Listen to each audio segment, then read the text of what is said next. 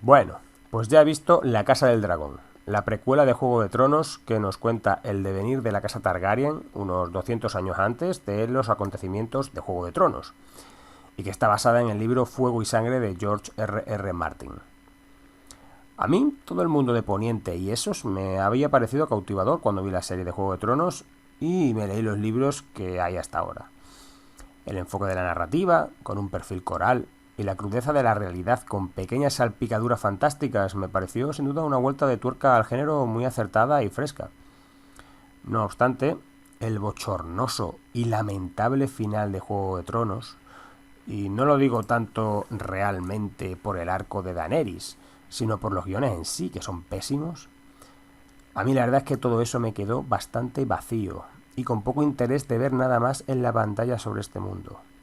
Pero, al final, aunque un poco a regañadientes, he visto esta nueva serie de HBO. Ahora valoraré a la Casa del Dragón en 5 apartados diferentes. El primero, el apartado visual.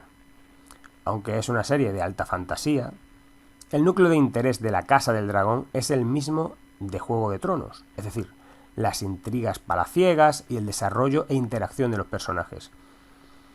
Esto para los presupuestos es muy bueno, porque al final no dependes tanto de la calidad y cantidad de CGI, y sí del talento de los actores y los guionistas, que suelen ser más baratos. En cualquier caso, los efectos especiales de la serie no desentonan para nada. De hecho, siguen estando por encima de la media de series actuales. La gran variedad de formas, colores e incluso personalidad de los dragones denota un gran interés por el detalle, y los aspectos visuales como atrezzo, vestuario y demás están a la altura, como era de esperar. Se agradece igualmente que haya vuelto el buen juicio y los errores absurdos como el famoso vaso de Starbucks no ocurran. De todas maneras, tampoco hay demasiadas escenas tremendamente impactantes. Hay buenos paisajes, algunas escenas de acción y algún que otro dragón rompiendo muros, pero comparado con otras superproducciones es bastante más contenido, lo cual no es malo, pero tampoco destaca. Sin embargo, he de decir que ha heredado una mala costumbre que había en Juego de Tronos, y es el dedicado a la iluminación.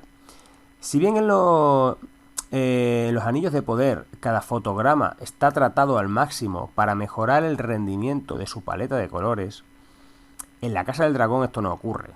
Todo es mucho más natural, quizá demasiado, y hay escenas completas que dejan de verse apropiadamente, con una iluminación ambiental normal de una casa.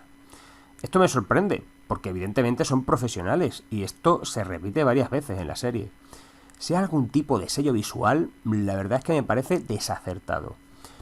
Así, por todo ello, creo que esta serie merece una nota de 8 en el apartado visual.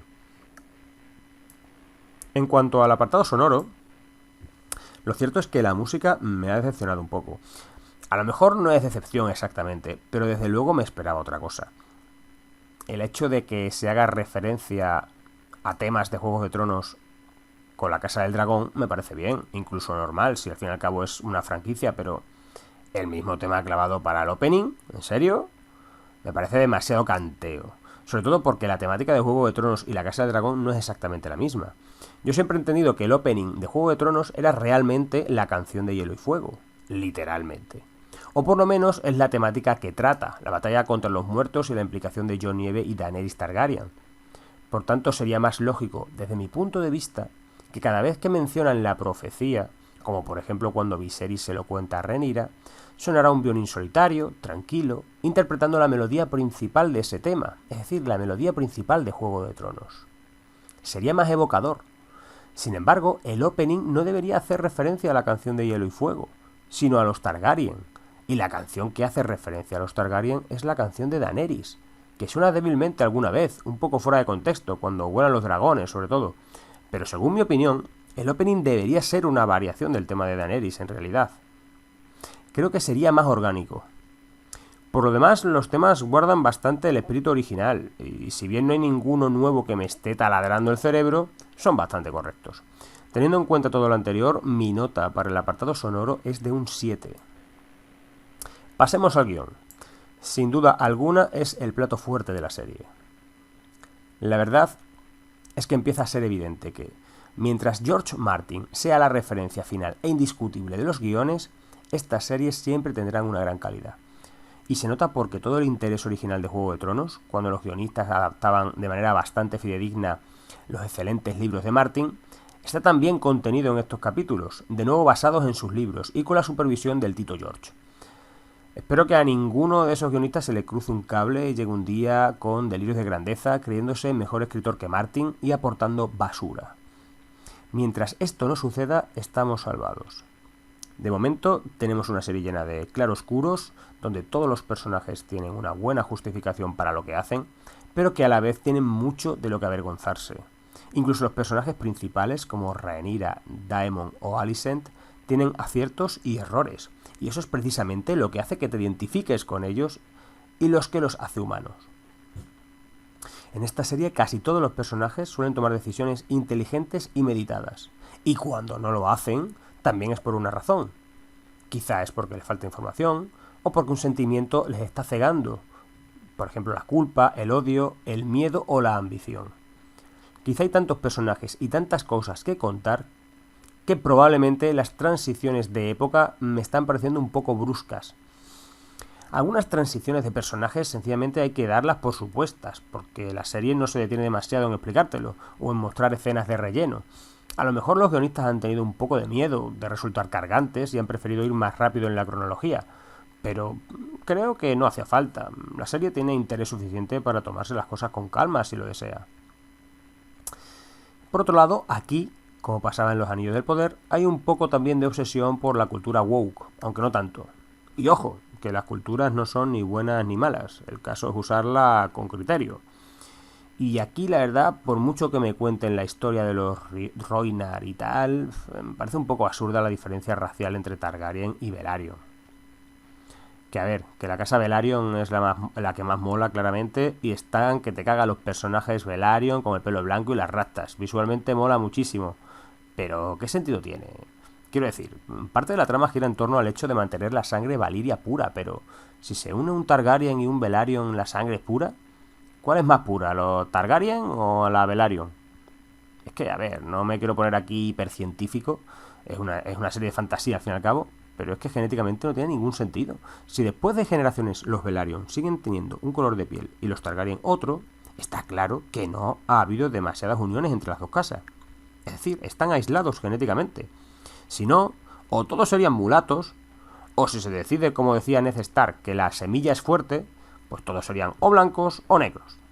Es que no hay más. Porque, a ver, vamos a pensar en nuestro mundo.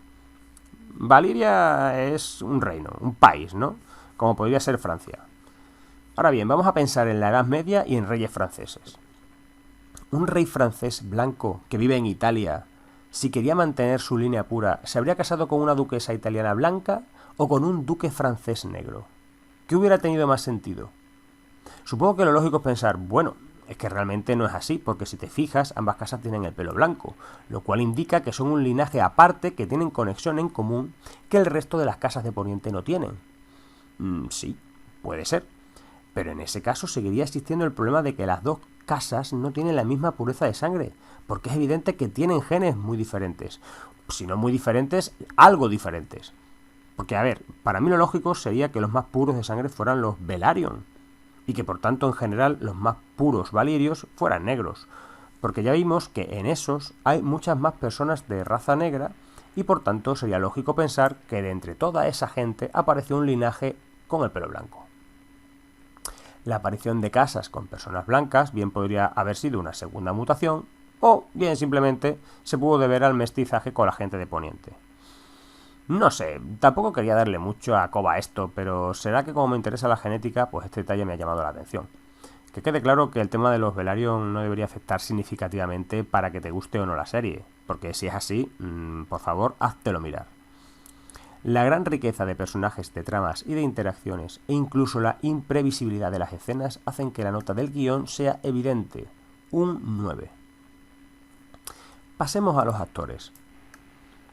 En una serie de estas características, si no tienes actores que estén a la altura, la verdad es que no tienes nada que hacer.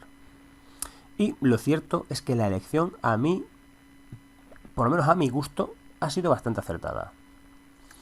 La Rhaenyra joven, interpretada por Millie Alcock, tiene mucho carisma y siempre transmite inteligencia y seguridad. Nada más verla sabes que es un personaje importante y que sus capacidades serán destacadas. Emma Darcy se ocupa de la Rhaenyra adulta y creo que también es bastante correcta. A mi gusto quizá pierde un poco de carisma, quizá también porque muestra un momento de la vida de Rhaenyra en donde todo ese brío y descaro de la juventud se ha apaciguado por el deber. Matt Smith, que es Daemon, tiene muchísimo carisma y un halo misterioso que es difícil de descifrar. Este personaje necesitaba una imagen intimidante y este actor sabe imprimirla sin duda. Y aunque parezca sorprendente, el personaje de Alicent Hightower es el que me parece más interesante de todos. Se mueve siempre entre lo que quería su padre, lo que quiere ella y lo que es bueno para el reino, y trata todos esos asuntos con un equilibrio sorprendente. Las dos actrices que la interpretan consiguen esa sensación, y realmente parece la misma persona en diferentes momentos. Por eso considero que el trabajo de ambas actrices es notable, porque conseguir ese equilibrio no era nada fácil. Paddy Considine, el rey Viserys, no me convencía al principio. Por alguna razón me parecía un poco mindundi. Luego me empezó a gustar más. Y luego entendí que esa era realmente la sensación que quería transmitir, porque está claro que todo el mundo se cree que puede chotear al bueno de Viserys. Y luego se va viendo que una cosa es ser mequetrefe y otra diferente es ser una persona honesta y gentil rodeada de buitres y de arpías. Mi nota para los actores es de un 8. Y hablemos ahora un poco sobre la dirección y la producción. Si los actores han hecho un buen trabajo, sin duda es que la dirección de actores ha sido buena. Si no, los actores no se ponen a hacer cosas porque sí, están sujetos a la supervisión de los directores. Por tanto, está claro que los directores están haciendo su trabajo y no son presuntuosos en temas técnicos. Intentan hacer lo que tienen que hacer y lo hacen bastante bien. No hay muchos riesgos en las tomas, también hay que decirlo. Prefieren no arriesgar en busca de la maravilla y así se evitan posibles churros. Hoy en día hasta se agradece, porque ya hay muchos flipados rodando por ahí. Por poner un pero, la coreografía de la batalla de Daemon contra los piratas esos de los cangrejos es que es un poco absurda. La alargan demasiado, con lo que empieza a haber gente corriendo de manera random hacia no se sabe dónde. O sea, o bien esa explanada es muy grande, o todos los piratas son cojos, o yo no sé. Porque no se sostiene que Daemon, por muy buen guerrero que sea, se pase varios minutos corriendo por allí a espadazo limpio y que ni le caigan flechas, ni se le echen 20 tíos encima a la vez, ni cosas de esas. Ya os digo yo que si en vez de Daemon es, no sé, un capa blanca random, corriendo exactamente a la misma velocidad y tomando las mismas decisiones que Daemon, le habrían caído 30 flechas encima. La única diferencia es que Daemon hace falta para la trama y un capa blanca random no. Y esas sensaciones son las que creo que conviene evitar. No sé, creo que la labor conjunta de estos tipos es de un 7. Por tanto, si hacemos la media nos sale un 7,8. Visitando ahora Final Fantasy, veo que la nota media de los usuarios es de 7,6. Vamos, que no voy muy desencaminado respecto a lo que piensa la mayoría, que es una serie de gran calidad. Y tiene mucho mérito este retorno de Poniente, de verdad. Porque yo me había desenganchado, me había bajado de ese carro desde el mismo momento en que vi la patochada de escena esa de Tyrion con los otros pamplinas sentados en la mesa riendo y diciendo tonterías como si fuera ya una comedia de sobremesa. Y esta serie ha conseguido levantar una franquicia que se caía tras toda esa bazofia del final de Juego de Tronos. Pensaba que el futuro de la franquicia era muy negro, y que iba a desaparecer por falta de interés, pero han sido valientes y han conseguido un producto de calidad. ¿Por qué es esto? Y no otra cosa, lo que buscamos aquellos que nos gustó tanto las primeras temporadas de la anterior serie. Va de traiciones, romances, redención, claroscuros. Espero que continúen así, porque probablemente Poniente no podría recuperarse de un segundo varapalo.